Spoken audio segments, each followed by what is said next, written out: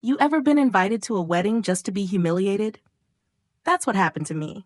I showed up, minding my business, and the bride, my ex's new trophy, raised her glass and said I saved him from that broken woman. Everyone laughed. At me. But before the night was over, her perfect little fairy tale shattered because the one person she didn't see coming stepped up and exposed everything. This is not a love story. This is survival. And you're watching Revenge Her Way. Let me take you back to where it all began. Who invites their ex to a wedding? Unless they want to make a point? The envelope was thick, cream-colored, trimmed in gold foil. Rachel almost missed it in the mail pile, wedged between a water bill and a coupon flyer. There was no return address, just her name in calligraphy, so precise it felt printed. When she pulled the card out and saw the names, Josh Carter and Tina Blake, her fingers went numb. It had been 3 years since Josh vanished from her life. No goodbye, no fight, not even a coward's late-night text. Just a handwritten note left on their kitchen counter. I can't breathe here anymore. That was it. He walked out the same week she lost their baby at 21 weeks.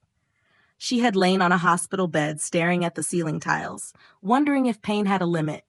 Then she came home to find him gone, his closet empty, and that one line that haunted her for months.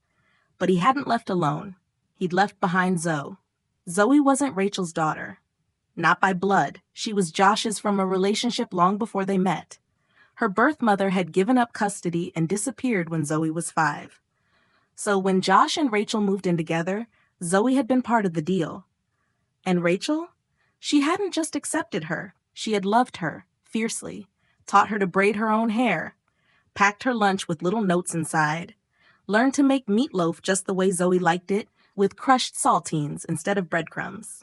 And when Josh disappeared, Zoe stayed, 11 years old enough to understand abandonment, old enough to choose. She stood at the door of their apartment, arms crossed, chin high, and said, I'm not going with him, I'm staying with you. Rachel had cried that night, not just from grief but from gratitude. Still, life didn't get easier. They were behind on rent within 2 months. Rachel maxed out her credit cards, trying to keep food on the table and lights on. Her savings evaporated. Her freelance clients disappeared once they heard the phrase personal emergency. And the shame. God, the shame. Having to ask her Uncle Walt, a retired Marine with zero tolerance for pity, to co-sign a lease on a cheaper apartment. Watching him quietly wire $3,000 to cover bills without saying a word. By the end of that year, Rachel owed over $12,000 in credit card debt and was one eviction notice away from losing the last place that felt like home. She didn't go out, didn't answer calls, avoided mirrors. There were nights Zoe would find her on the bathroom floor, curled up, silent. And yet somehow, even then, she never gave up. She got back on her feet, started freelancing again, learned graphic design from free YouTube tutorials, took on logo work at $80 a pop, cut coupons, bought generic cereal, rebuilt piece by piece. So when she held that wedding invitation in her hands, something in her chest twisted, not just from hurt, but from rage. This wasn't a kind gesture. This wasn't closure. This was Josh reminding her who had won. His name embossed beside Tina Blake's, social media darling, yoga ambassador, manifestation coach, a woman Rachel had only seen in magazine spreads, smiling like she owned every room she walked into. It was a statement, a warning. I moved on. I replaced you, and now I'm inviting you to watch. Rachel nearly tore the card in half right there at the kitchen counter.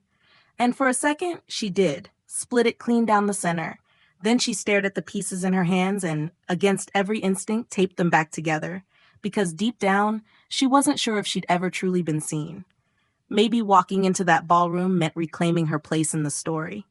Not to beg, not to fight, just to be real.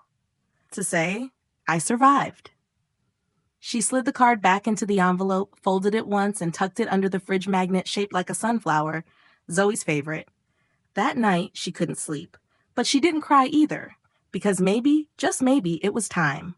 She told me, go. Not for him, for you. It was a Wednesday evening when Rachel found Zoe standing by the kitchen sink, holding the wedding invitation like it was radioactive. She didn't say a word at first, just ran her fingers over the embossed names like she was tracing something toxic. Finally, she looked up and asked, "Are you going?" Rachel scoffed. "To his wedding? Why would I?" Zoe leaned against the counter, arms crossed, calm but firm, in a way that only a 17-year-old who'd lived through too much could be. "Because you're not that scared woman he left behind anymore. You don't have anything to prove, Mom, but you deserve to be seen." Mom. That word still made Rachel's chest tighten, even after all these years. Zoe had started using it not long after Josh left, casually, naturally, like it had always been true. But this moment, that word landed different. It held weight, like a benediction. Rachel had every excuse in the world to say no. She could have blamed work, her anxiety, the sheer absurdity of the invitation. But instead, she walked into her bedroom, opened her closet, and pulled out that dress, the navy one with the structured shoulders and clean lines. The same dress she'd worn to her first big pitch meeting with a tech startup in LA. The day she walked into a boardroom full of men, pitched her entire rebranding strategy solo, and landed a contract worth $6,000. That dress had seen her power, and now it would see her reclaim something else. Later that night, Rachel called Uncle Walt. He didn't answer right away. He was probably out in his garage, tinkering with the same vintage motorcycle he'd been fixing for the last 15 years. But when he finally picked up, his voice was gruff and dry, like always. "You finally calling to tell me you're not going?" "I think I might go," she said softly. There was a long pause. Then Walt grunted. "You sure you want to walk into a room full of people clapping for a guy who left you with nothing but bills and broken dreams?" Rachel sighed. "I'm not going for him."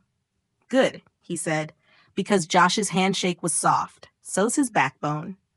It was his version of support. And for Rachel, it was enough. In the days that followed, she worked like a woman on a mission. She deep-cleaned the apartment, filed overdue invoices, and polished her online portfolio. She remembered those early freelance days, digging through Upwork gigs at 2 a.m., designing logos for struggling small businesses at $80 a pop, just to scrape together rent. She'd come so far since then. Her rates were higher now, her confidence steadier. But the hustle had shaped her, and now walking into that wedding would be a different kind of pitch. It wasn't until the night before the event that Rachel noticed Zoe acting off, nervous, fidgety. She found her in the hallway, double-checking her phone and slipping something into her backpack. "What's up?" Rachel asked. Zoe hesitated. I might have taken a job." Rachel raised an eyebrow. "What kind of job?" Zoe winced.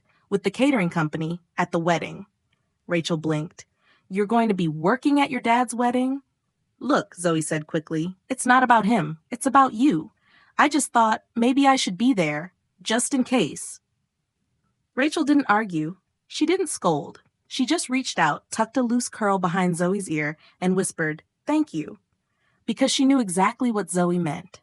Some rooms weren't safe to walk into alone, not because they were dangerous, but because the ghosts inside them knew how to whisper lies.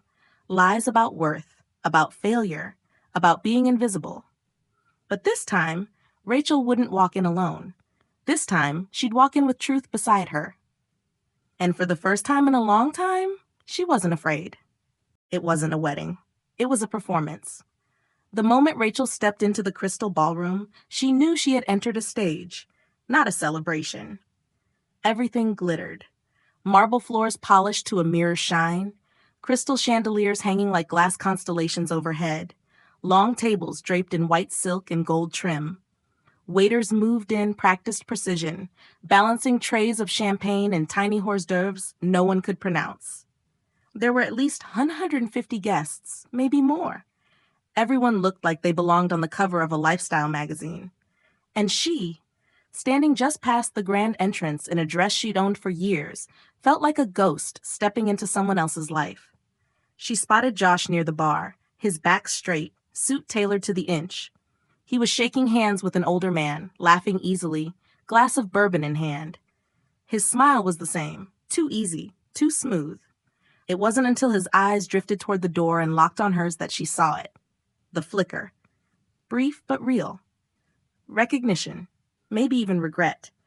But in the next second, he blinked, straightened his shoulders, and offered her a small, polite nod, as if they'd met once at a networking event and not shared a home, a bed, a child they never got to hold. Then came Tina. She floated into the room like she owned oxygen. Her dress, a strapless Vera Wang with embroidered pearl detailing, shimmered with every step. On her hand, she wore a diamond the size of a mint, 3 full carats of clarity and status. Her blonde hair was pinned in effortless waves, her makeup airbrushed to perfection. She didn't walk, she glided. And when she leaned into Josh for a photo, her body angled just so it felt choreographed. Rachel kept her eyes forward and headed toward the back of the room, where Uncle Walt had claimed 2 seats next to the exit. "You made it," he grunted, barely glancing up.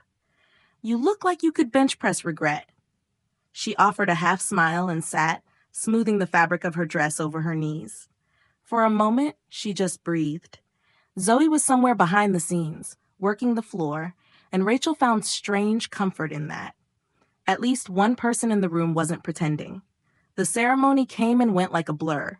Vows written by a copywriter, flowers imported from Ecuador, a quartet that played Coldplay like it was Mozart. Rachel barely listened. She was too busy clenching her jaw and reminding herself not to cry. This wasn't a funeral. It was just a public relations stunt with cake. It wasn't until the toast began that the real performance started. The best man made a few predictable jokes. Tina's sister shared a story about childhood dreams and vision boards. And then Tina stood. She held her champagne flute like a wand, her smile sharp enough to slice glass. Her eyes scanned the crowd, then landed squarely on Rachel. "When I met Josh," she said sweetly, "he was a wreck. So broken, so lost, still carrying baggage from a past that nearly destroyed him." A few polite chuckles rippled through the room, but thanks to love and patience, he healed. And today he's finally whole, finally where he belongs. Rachel felt the words like slaps across her chest. She froze. Around her, people nodded, raised their glasses. Someone whispered. Someone else laughed. She didn't blink. Because in that moment, she didn't just see Tina. She saw a man who used to wake up crying at 2 a.m. after losing the custody battle for Zoe. She saw herself sitting on the bathroom floor with him, hand in his, whispering, "We'll figure it out." She saw the long nights of ramen dinners and job rejections, and holding him together when he couldn't do it alone. And now he stood there, silent, letting someone else rewrite history in front of her. No defense, no shame, just a nod, a smile, and a raised glass. It wasn't heartbreak Rachel felt. It wasn't even rage. It was something colder, clarity, because now for the first time, she realized he hadn't just left her. He'd erased her. She took off her cap, and every lie in the room collapsed. Rachel barely noticed the motion at first. She was too busy keeping her face still, her back straight, her hands clasped tightly in her lap. The echo of Tina's toast still rang in her ears, wrapped in sugar but laced with poison. All around her, people clinked glasses and murmured in approval, unaware, or uninterested, in the woman sitting quietly in the back, silently choking on a truth no one cared to hear. And then she saw her. A flash of movement near the kitchen doors.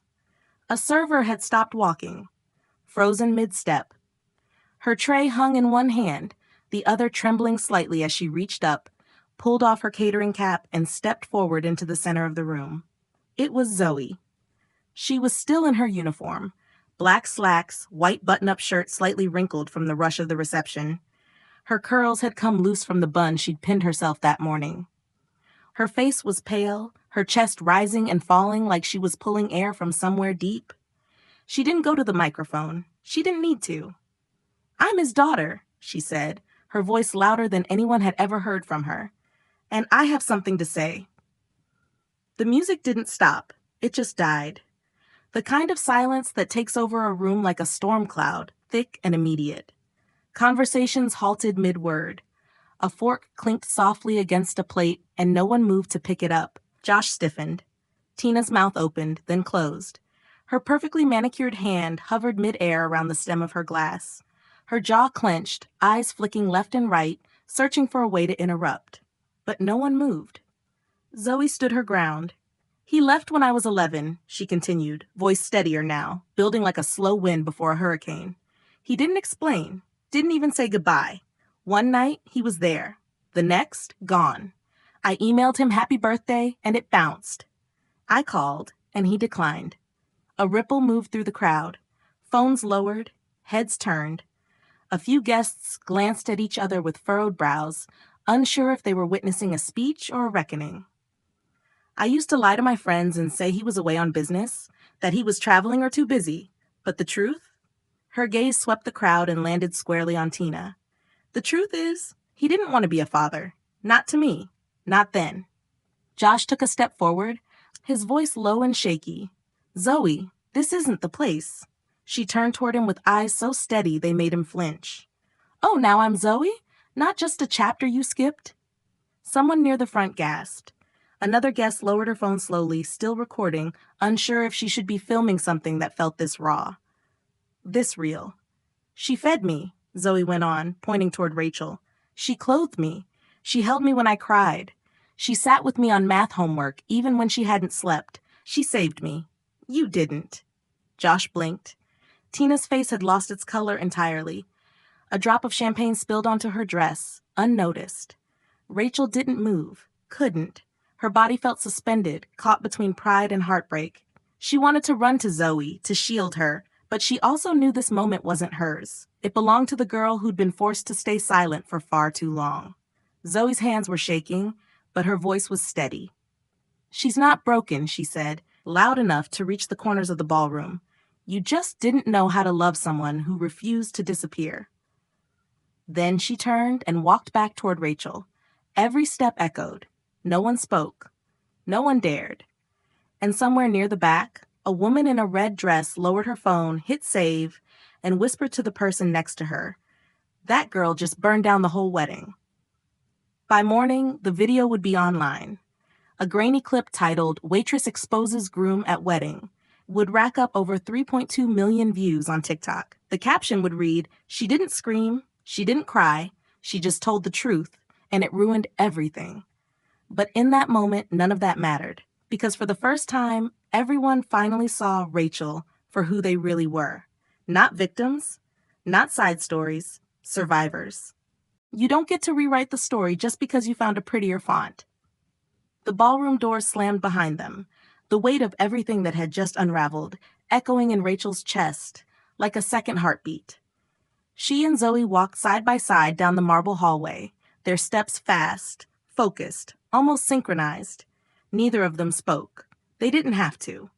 The air between them said enough, tight with adrenaline, but light with something else. Release. They had almost reached the front lobby when they heard it. Wait! The voice cracked down the hallway like glass under pressure. Rachel turned first, slow and deliberate. Zoe stopped a step ahead, her shoulders square. Tina. She came rushing down the corridor, her designer heels clicking like accusations against the tile. Her train dragged behind her, stained slightly where the champagne had spilled. Her curls had loosened, makeup smudged under her eyes. But the fury on her face burned clean. You humiliated me, she spat, pointing a trembling finger. You and that girl? This was my day. Rachel blinked, then tilted her head slightly. You mean the day you decided to mock a woman who raised the daughter your husband abandoned? In front of 200 people and a $1,200 cake? Tina's mouth opened, but nothing came out. Before she could regroup, another figure emerged behind her. Josh? He looked like a man coming undone. Tie hanging loose, shirt wrinkled, hair mussed like he'd run his hands through it too many times. His face was pale, his jaw clenched tight enough to tremble. For the first time that night, he didn't look polished. He looked real and lost. Rachel, he said, voice low and frayed. I didn't mean for it to be like this. She didn't answer right away, just looked at him, really looked. And what she saw wasn't rage or heartbreak anymore. It was something quieter, something heavier. He stepped closer.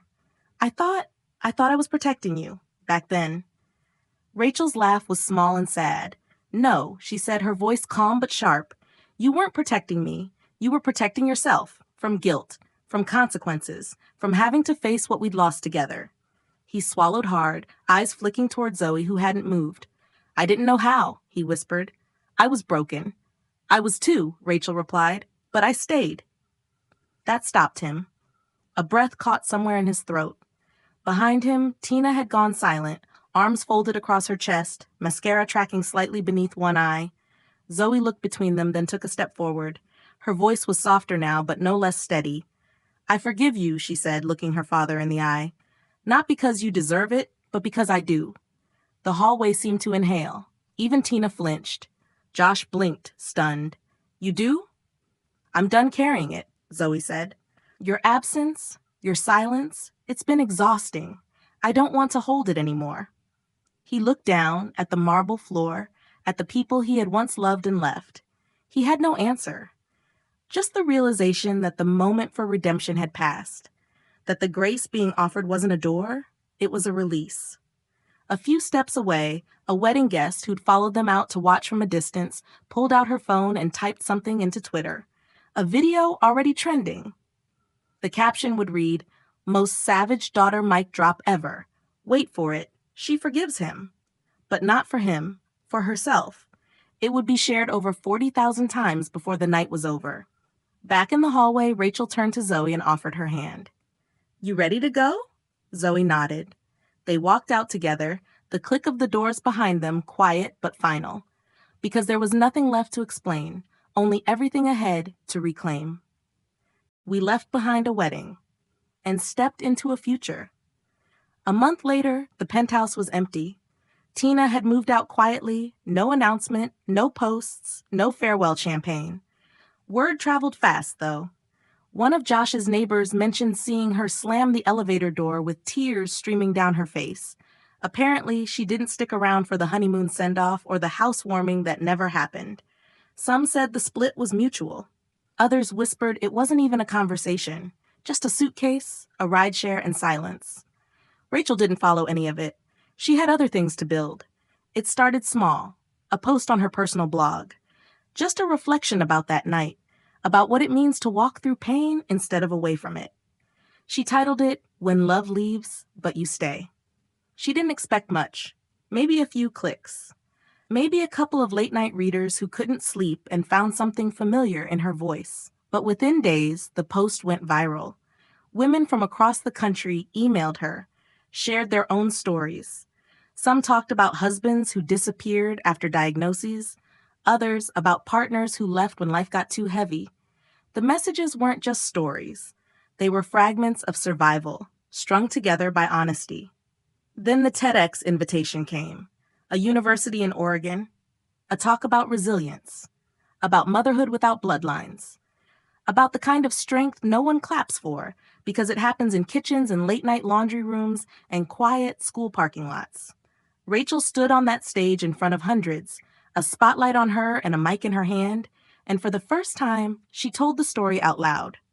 Not for sympathy, not for applause, but to say clearly, I stayed, and I became someone stronger because of it.